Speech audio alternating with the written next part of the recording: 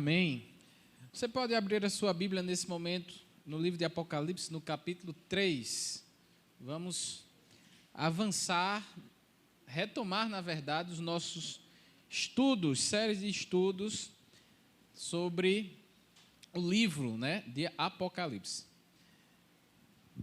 Deixa eu abrir aqui a minha também, Apocalipse, no capítulo 3. Hoje nós estaremos falando sobre uma igreja bem interessante no meu ponto de vista.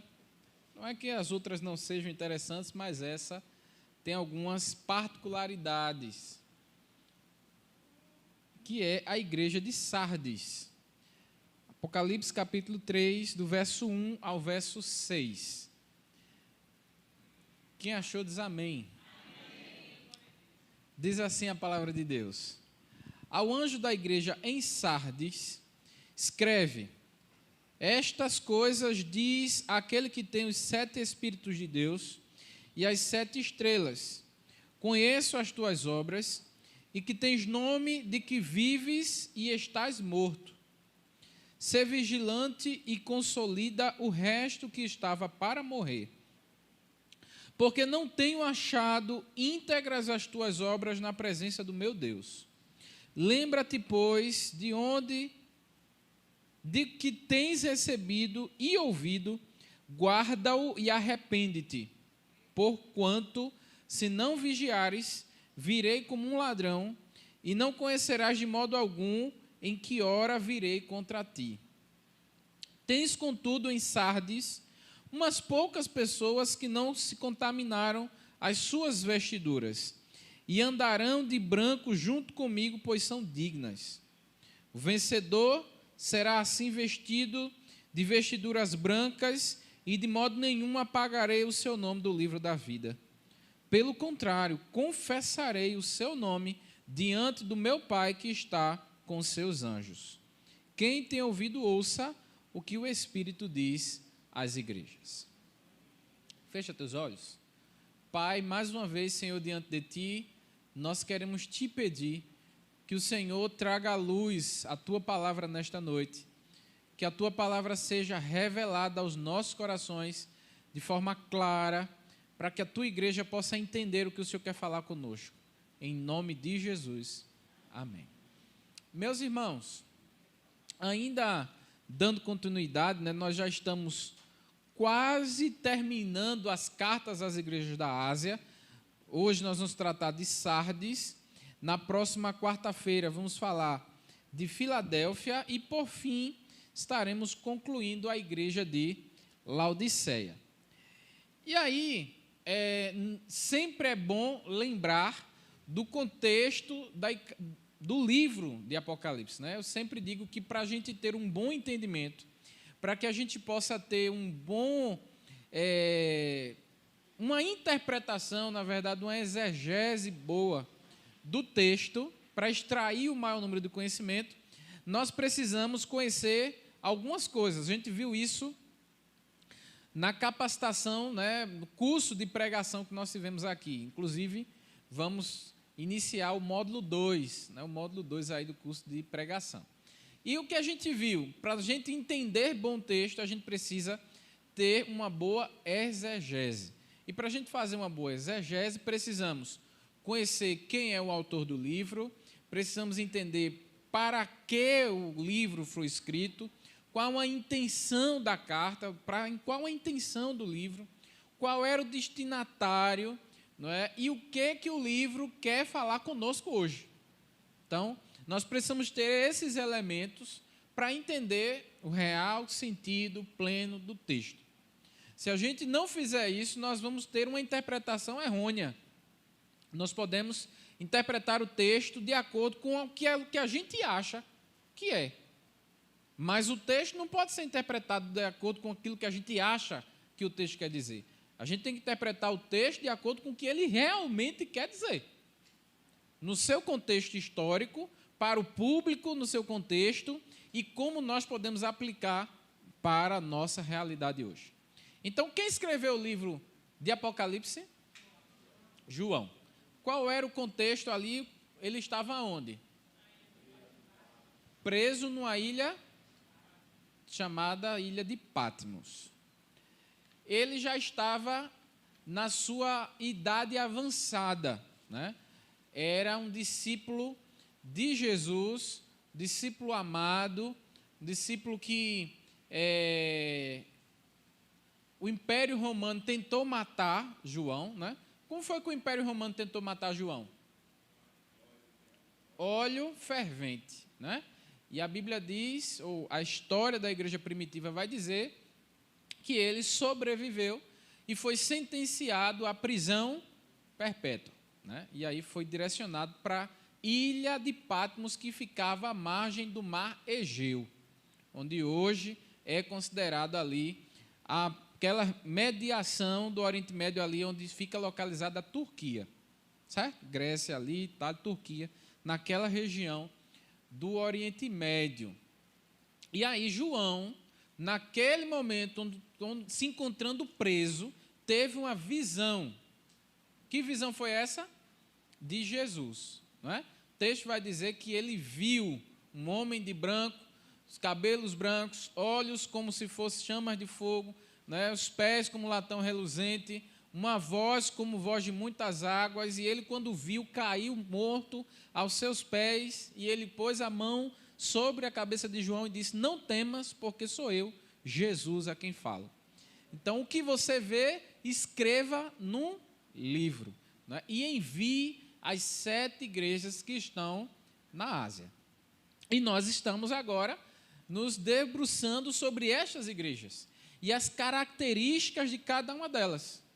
E hoje, falando sobre Sardes, quando João escreve à igreja de Sardes, e nós sabemos que Apocalipse é uma literatura apocalíptica, é um tipo de literatura de fato, né? A gente sabe que na Bíblia nós temos livros poéticos, nós temos canções, nós temos livros históricos, nós temos livro da lei, nós temos vários perfis de livro. Nós temos um livro específico para números, né? Contabilização do povo de Deus. Nós temos vários tipos de livros na Bíblia. E o livro de Apocalipse é uma literatura apocalíptica, que quer dizer as coisas que vão acontecer nos últimos dias. Então, quando a gente entender literatura apocalíptica, quer falar de profecia escatológica. É o que vai acontecer nos últimos dias, que dão prenúncio à vinda, à segunda vinda de Jesus. Nós cremos que, eu já falei isso lá atrás, nós não cremos que haverá um arrebatamento preliminar. Não haverá. Nós cremos que haverá ao raiar das nuvens, Jesus vindo com glória, né? É a segunda vinda. E nessa vinda ele já vem para julgar. Não haverá um período intermediário onde um grupo vai e depois ele vai buscar o restante. Isso é uma teologia pentecostal e neopentecostal. Nós acreditamos que estamos vivenciando agora esses últimos dias, né? Nós já estamos vivendo o período onde Jesus está na iminência de voltar. Não sabemos o dia, não sabemos a hora, mas sabemos que ele vai voltar, né? Então, quando ele escreve à igreja de Sardes, agora a gente precisa entender o contexto da igreja de Sardes. A igreja de Sardes quando eu digo igreja, é a cidade localizada ali, né? A cidade de Sardes era uma cidade rica, poderosa, uma cidade militar, inclusive, por causa da sua localização geográfica, era uma cidade alta. Você pode perceber o exemplo aqui de Recife, né? A maioria dos fortes eram construídos ou próximo à praia, né? Onde vinha os inimigos pelo porto e aí os fortes atacavam, ou eram colocados em lugares altos. Por isso a cidade de Olinda era uma cidade que era estrategicamente usada pelos militares. Por quê? Porque lá de cima eles conseguiam ver os barcos inimigos chegando para a costa, né? Então, a maioria dos fortes, inclusive nos países da Europa e do Oriente Médio, eram colocados em cidades altas, porque eram pontos estratégicos. Quem está de cima vê melhor, né? Ele tem uma visão periférica.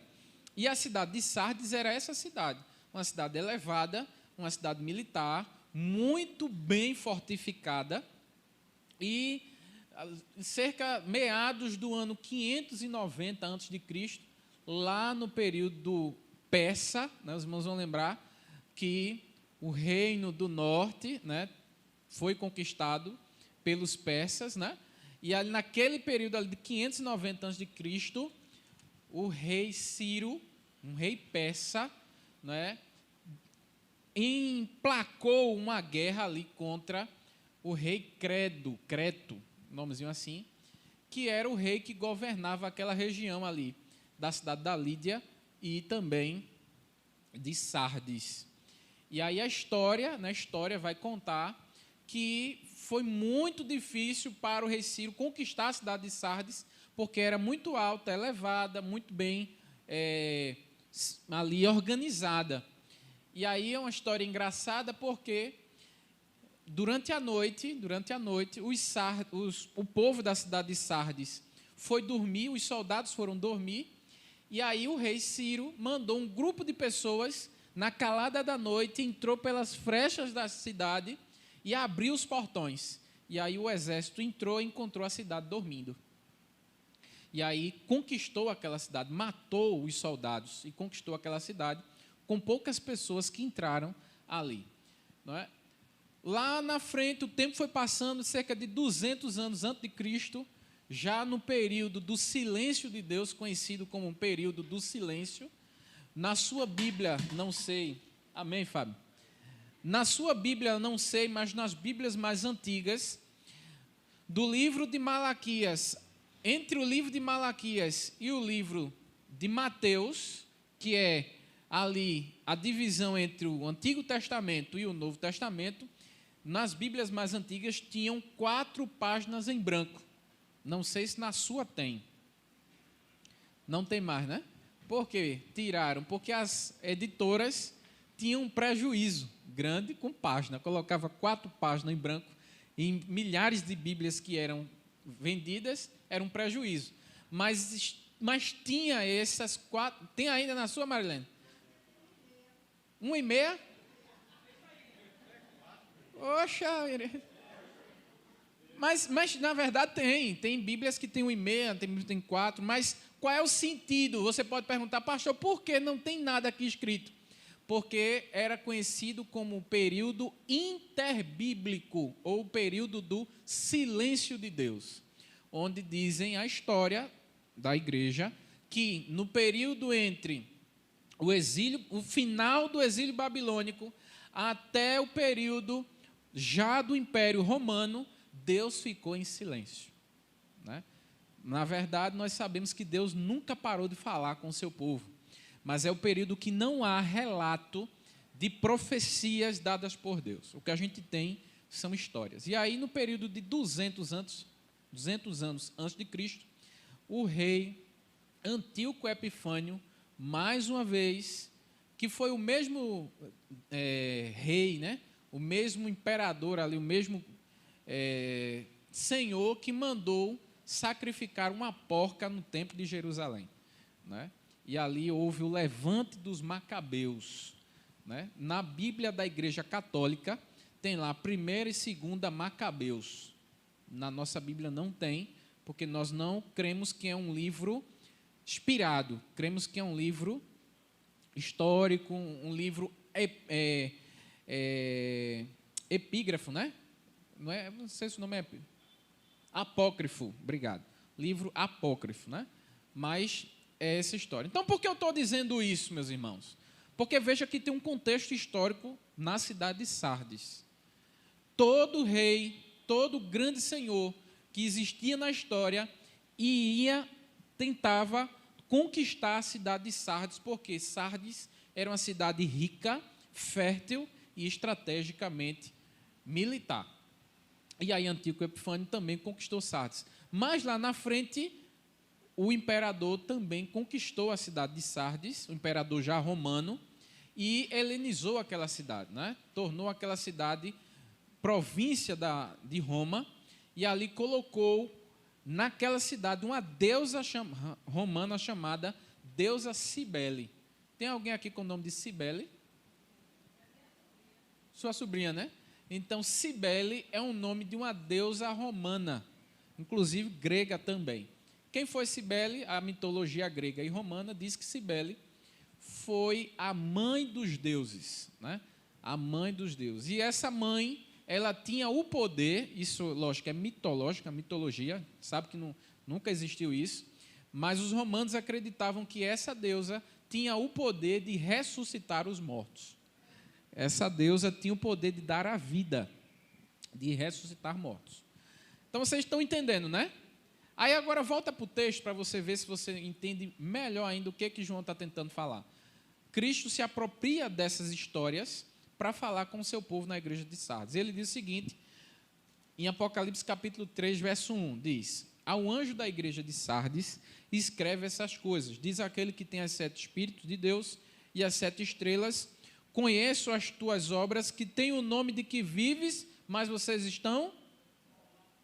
Veja, Jesus já está se apropriando da cultura da cidade para dizer assim: vocês têm uma pseudo-deusa que diz que é a deusa da vida, que dá a vida, que ressuscita mortos, mas na verdade vocês estão o quê? Mortos. Vocês não estão vivos, vocês estão mortos. E aí ele continua: ser vigilante. Como foi que a cidade foi conquistada pelo rei Ciro? Que eu falei agora. Os caras estavam dormindo, não estavam vigiando. Aí Jesus diz o que a eles? Sejam vigilantes. Quando Jesus diz a eles, sejam vigilantes, eles entendem que o que aconteceu com eles lá atrás, eles foram conquistados, eles morreram porque estavam dormindo. Aí Jesus vai dizer o que a eles? Sejam vigilantes. E consolida o resto que estava para morrer, porque não tenho achado íntegras as tuas obras na presença do meu Deus. Lembra-te, pois, que tens recebido e ouvido, guarda e arrepende-te. Porquanto, se não vigiares, virei como um, e não conhecereis de modo algum a que hora virei contra vocês. Então, Jesus está mais uma vez se utilizando da história da cidade, que eles foram conquistados 2 vezes, inclusive a primeira pelo rei Ciro, há 590 anos de Cristo, porque estavam dormindo, e depois, em 200, pelo rei Antíoco Epifânio, da mesma forma. Antíoco lembrou da história e fez do mesmo jeito.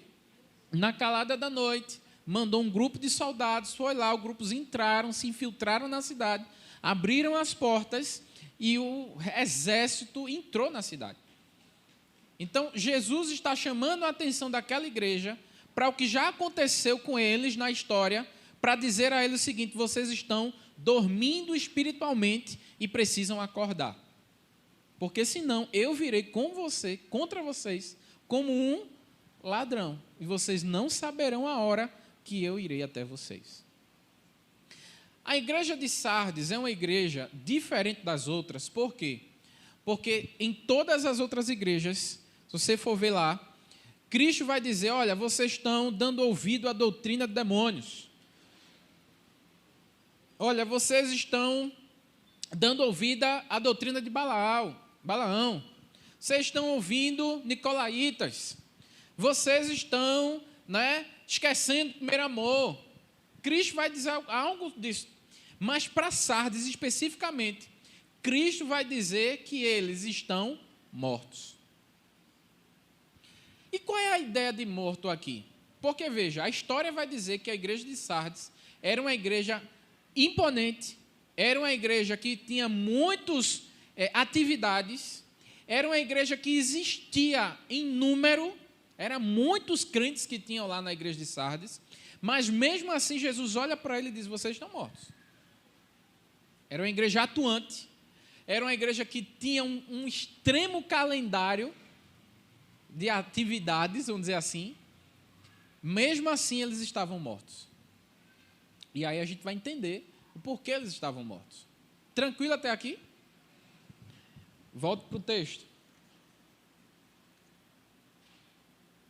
Verso 2. Ser vigilante e consolida o resto que estava para morrer, porque não tenho achado íntegras as tuas. Então, qual era o problema da igreja de Sardes?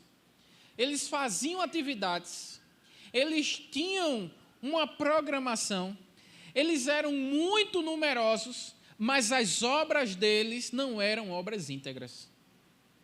As obras daquela igreja não eram obras que eram vistas por Deus como obras boas. E aí nós nos deparamos com um dilema. Será que as nossas obras são obras que estão agradando a Deus? Como é que eu sei que as minhas obras são obras que agradam a Deus? Porque a igreja de Sardes estava sofrendo desse problema. E aí existia 3 grupos de pessoas na igreja de Sardes. 3 grupos. O primeiro grupo, no versículo 1, são os grupos dos que já estão mortos. Não é isso que ele vai dizer? Vocês pensam, né, que vives, mas vocês estão mortos. Então, o primeiro grupo de pessoas, de crentes da igreja de Sardes, era um grupo de pessoas que eram mortas, espiritualmente falando. O segundo grupo é no versículo 2 que ele vai dizer que são restos que estavam prestes a morrer. Então, é como se fossem aquelas pessoas que estão agonizando, aquelas pessoas que estão na UTI em fase ali quase que terminal. É o segundo grupo de pessoas. Então, vimos o primeiro, pessoas que já morreram. O segundo é aquele grupo que está já na beira da morte, está com o pé na cova. Certo? E o terceiro grupo está lá no verso 4. Ele vai dizer no verso 4.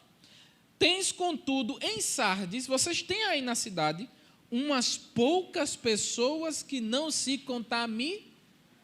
Então, são 3 grupos que temos. O grupo que está morto, o grupo que está já morrendo e o grupo que não se contaminou, o grupo que está vivo. Certo? O interessante é que Deus dá oportunidade para todos os 3. Dá oportunidade para quem está morto, dá oportunidade para quem está já morrendo e fica alegre com quem está vivo. Porque, veja, ele vai dizer no versículo aqui que eles precisam se arrepender. Então, veja, pastor, quando o senhor diz que está morto e ainda tem solução, tem. Porque a ideia de morto aqui espiritual é aquela pessoa que está na igreja, ele vive todos os dias, ele vem para a igreja domingo de manhã, ele vem para a igreja domingo à noite, ele vem na quarta-feira, ele vai para os cultos, na reunião de homens ele está, na reunião de mulheres ela está, mas ele não nasceu de novo. Ele está todo dia na igreja, mas ele nunca teve um encontro com Jesus real. Tem desse tipo ou não? Infelizmente tem. Então, a ideia não é a prática, a ideia é ter um real encontro, ter nascido de novo com Jesus. Então, eu posso estar na igreja, mas eu não tive um encontro com Jesus. Tem gente que aceita Jesus pela emoção, não é? E aí, o que estava acontecendo também com a igreja de Sardes? Qual era o cerne do problema? Obras que não eram íntegras. Não foi isso que o texto diz? As obras que não eram vistas como obras íntegras. As práticas, as atividades. Então, o que estava acontecendo? Aquele irmão estava lá na igreja, ele ia domingo de manhã, ele cultuava, ele ceava, ele pregava, mas ao mesmo tempo ele estava no mundo aceitando as coisas do mundo. Quer ver um exemplo? Para você entender bem o contexto. Imagina que você está na igreja, você louva, você é do louvor, você faz atividades, você faz tudo, é uma pessoa muito participante na igreja, mas quando chega no seu trabalho, os amigos chamam lá para você ir para um espetinho à noite, e aí você diz, não tem problema nenhum eu tomar um copo de uísque, porque eu sei que o pecado é o que sai, e não o que entra. O cabo adora né? Adora essa palavra, né? Pecado é o que sai, porque sai o que o coração está cheio, né? Então, veja, é certo isso? Não é certo. Você está comungando com o pecado. Aí você é a pessoa que está no louvor, você é a pessoa que está aqui participando, você é ativo, chega aqui, adora, canta a Deus, louva o Senhor. Mas quando você chega na sua casa, você bota uma Ivete Sangalo tocando lá e você diz acelerou, acelerou. Né? E está tudo bom acelerando, você lavando lá a sua casa e dizendo que acelerou, acelerou. É antiga essa, é? Né? Vai virar meme, é? Mas você está entendendo o que eu estou tentando dizer? E ainda é o contexto de que você acha que está tudo normal. E não tem problema nisso. A gente tem uma cantora que se diz cristã, e eu posso dizer, que todo mundo sabe, ela é pública, que é a tal da Priscila Alcântara. Quem acompanha as redes sociais viu o estado que ela está agora. E ela continua dizendo que é cristã. Que ela, né? Que ela louva, que vai para a igreja, não sei o quê. Quando é no carnaval, ela está lá em cima do trio elétrico, cantando, né? Todo tipo, cortou o cabelo, pintou, não estou dizendo aqui que, né? Não pode mais. Cristo nos chama para sermos santos. E santidade é ser separado. Se você é sal, você tem que salgar. Você tem que dar sabor. Tem que fazer diferença. Você é luz. A Bíblia vai dizer que se você não ameis o mundo e nem as coisas que no mundo há. Porque se você amar o mundo, o amor do Pai não está em você. Então, ou você ama a Deus, ou você ama o mundo. Não tem como você ter dois senhores. O próprio Jesus disse, há de agradar um e aborrecer o outro.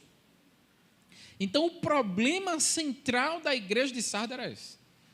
Eles vinham para a igreja no domingo, adoravam, cantavam, mas quando estava entre cultos, eles agiam normalmente se influenciando com o mundo que estava diante deles.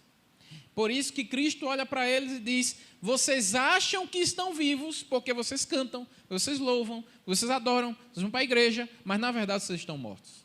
Porque vocês não nasceram de novo. Quem está entendendo diz amém. Então, é o quê? Batamento, é? Então, a ideia dos primeiros, que eram os que estavam mortos, esses daí tinham que nascer de novo. Se eles não nascessem de novo, iriam continuar mortos nos seus pecados e nos seus delitos, longe da presença de Deus. O segundo grupo é o grupo dos que estavam quase morrendo. Aquele grupo que tinha um senso, talvez,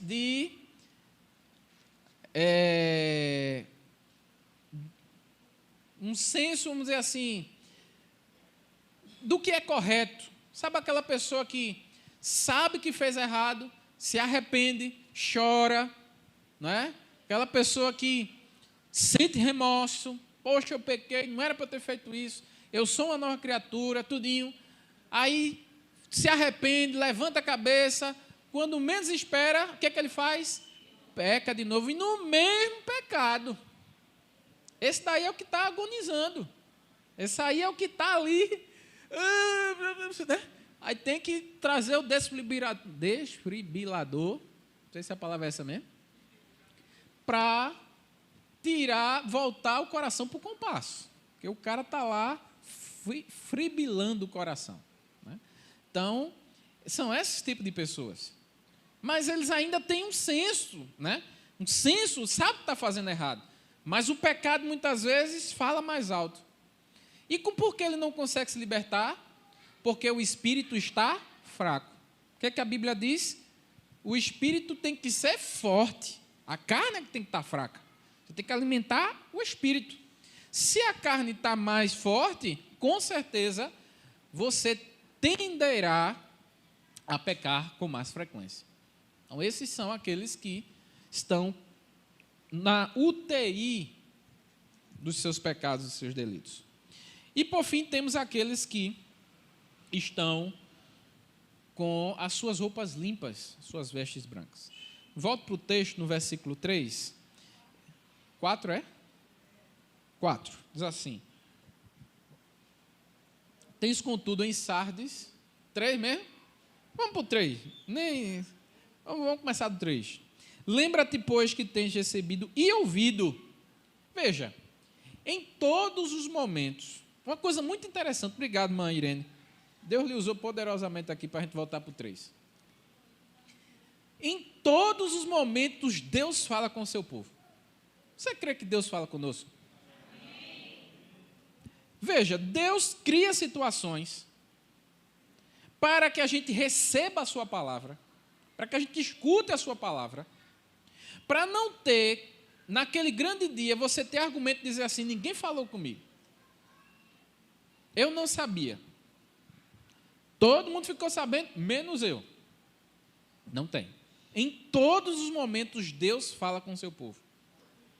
Então, ele vai dizer, olha, você tem recebido essa palavra, você tem ouvido essa palavra, então guarde ela, se arrependa.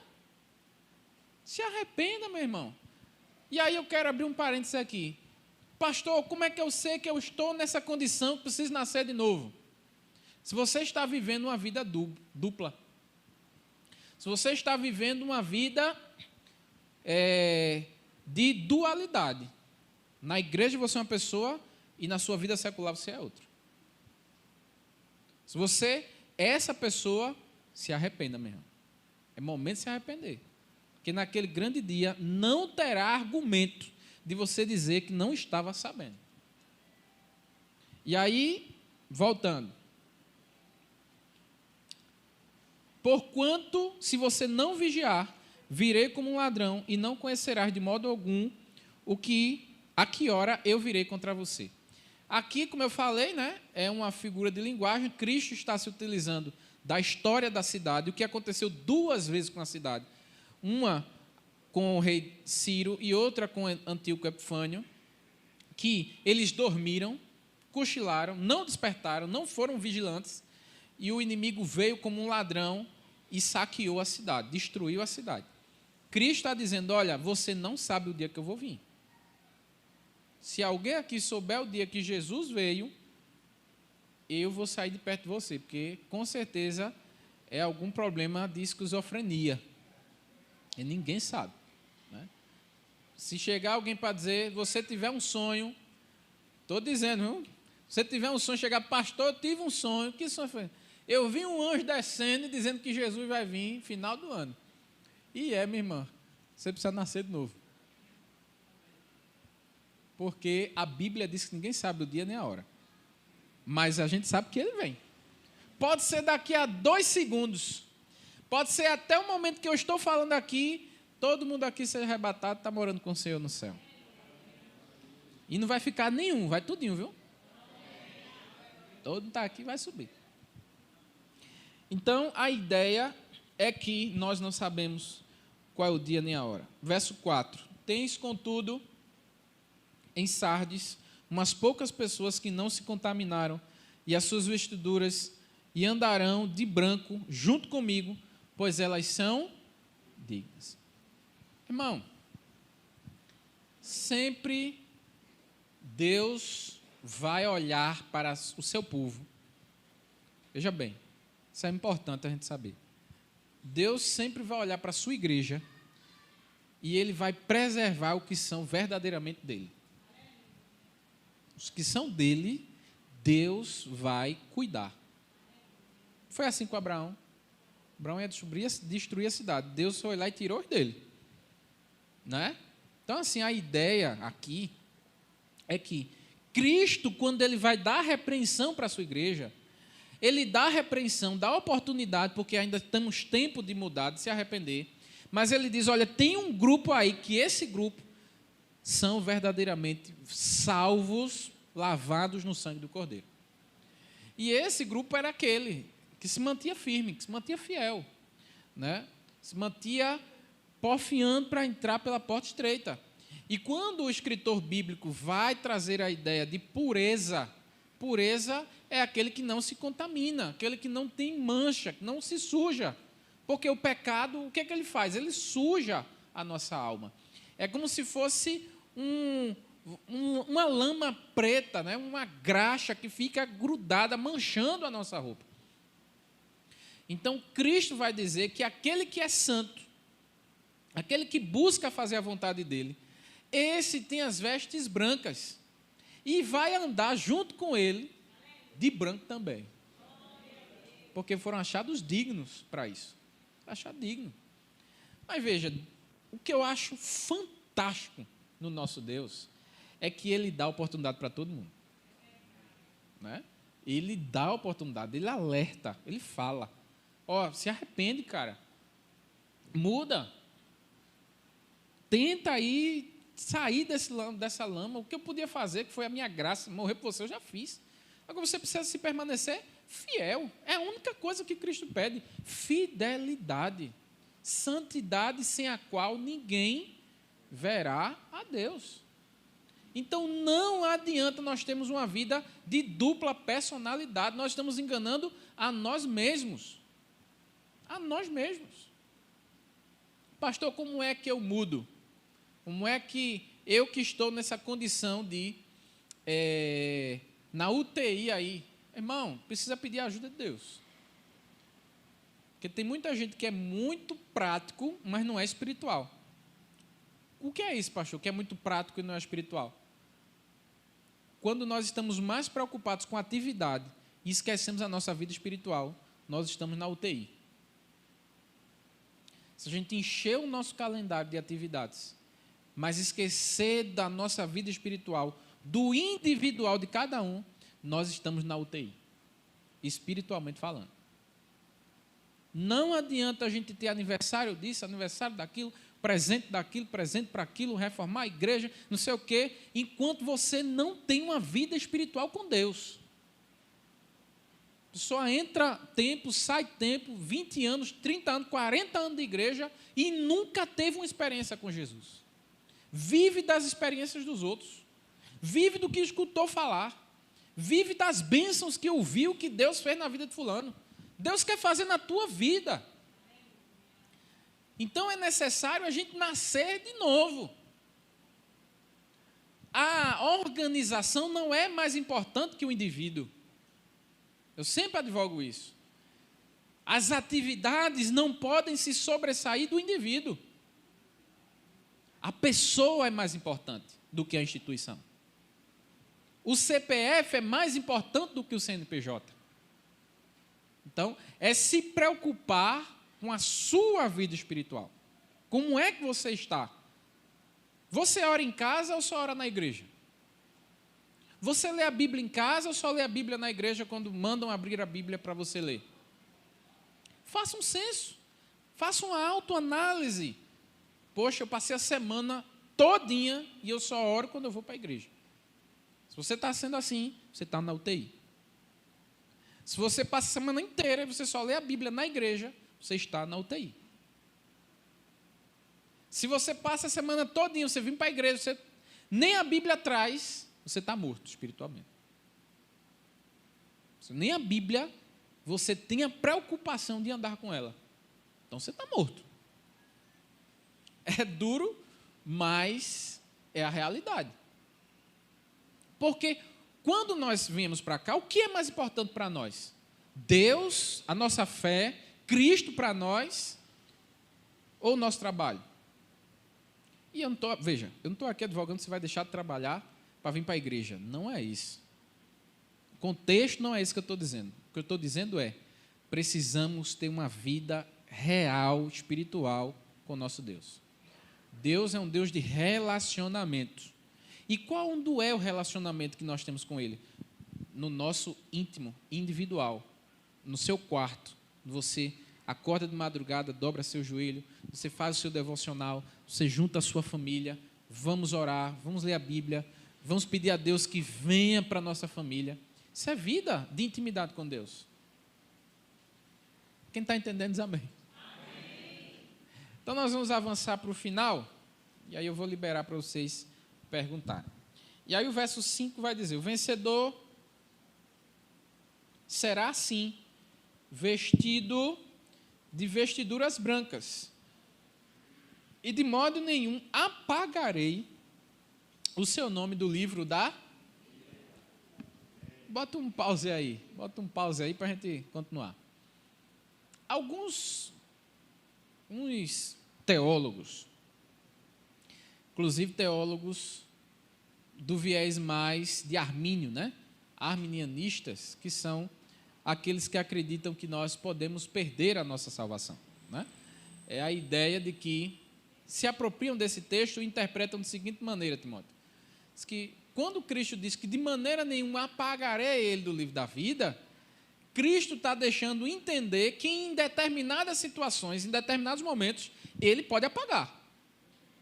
Concorda comigo? Se ele está dizendo, olha, você que foi de veste branca, você que foi fiel, de maneira nenhuma eu apagarei o seu nome do livro da vida. Então, então, lógico, por consequência, né? Aquele que não teve as suas vestes limpas, vai ter o seu nome apagado. Isso é um viés de entendimento. Pastor, qual é o seu pensamento? Eu não creio, veja, eu não acredito que Deus tem um livro lá cheio de rasura. Que rasura é essa? Escreve Jorge, aí daqui a pouco ele apaga Jorge. Aí escreve Timóteo embaixo, daqui a pouco ele apaga Timóteo. Aí escreve Timóteo de novo, ele, rapaz, mas Timóteo sujou a roupa de novo, vou apagar. Né? Eu acredito que o livro da vida de Deus, quando Deus escreve, nunca mais sai de lá. Né? Quem tem o nome escrito aqui no livro da vida? Esse nome está lá. Né? E esse aí não se apaga. Né? Não se apaga. Então, a ideia aqui, lógico, o escritor bíblico está se utilizando de uma figura de linguagem para a gente entender, né? Será que Deus tem mesmo um livro gigante lá com o nome de todo mundo? É uma questão simbólica. Né? Como é que a gente tem um entendimento? Que há pessoas que estarão lá. O nome dela vai estar lá. Se é num livro, se não é num livro, não importa. O que Cristo está tentando dizer é que se você for fiel, você vai lá. Você vai estar lá. Andando na rua de ouro com ele. Então, não se preocupe com o livro, se é livro, se não é. A ideia é que Cristo está dizendo que se você for fiel, você vai andar na rua de ouro com vestes brancas com ele. E aí ele termina. Pelo contrário, parte B. Pelo contrário, confessarei o seu nome diante do meu Pai e diante dos seus anjos. Mas que cena fantástica, né? Que cena linda, só de imaginar. Cristo olhando para o Pai no seu trono e dizendo assim, Pai, aqui está Eduardo, roupas brancas, anjos, olha, anjo, meu Pai, aqui está Eduardo, que foi fiel durante a vida. Vê que, aleluia, louvado seja o nome do Senhor. Então, Cristo está usando um artifício e dizer assim, há recompensa para quem é fiel. A recompensa está nas nossas mãos, contrariando os calvinistas. Está nas nossas mãos escolher se seremos fiéis ou não. Fidelidade é algo que é prático, é a praxe, é forma de viver, que é o que vai dar a condição se nós estaremos lá ou não. E aí, quem tem ouvidos, ouça o que o Espírito diz às igrejas. Então, hoje nós temos muitos problemas com igrejas, né, líderes espirituais, inclusive, pastores, que têm esse problema. Que problema é, pastor? O problema da igreja de Sardes. Viver muito tranquilo com o mundo. Né? Ele flui muito bem com o mundo. Por exemplo, a gente tem um cantor que é pastor, chama Kleber Lucas, que é um cara que ele flui muito tranquilamente, né? Tem um documentário, né? Eu vou até assistir, né? Evangélicos, o nome do documentário lá no Globoplay, com o Kleber Lucas. Então, são aquelas pessoas que acreditam que a salvação universal de Deus, a graça já nos alcançou, então não será estar junto de um terreiro de Umbanda, participando ali de uns momentos de rituais. Eu sei que me salvou, eu sei da minha fé, eu sei que eu sou cristão, mas eu estou ali para viver a política da boa vizinhança. E não será isso que fará eu perder a minha salvação.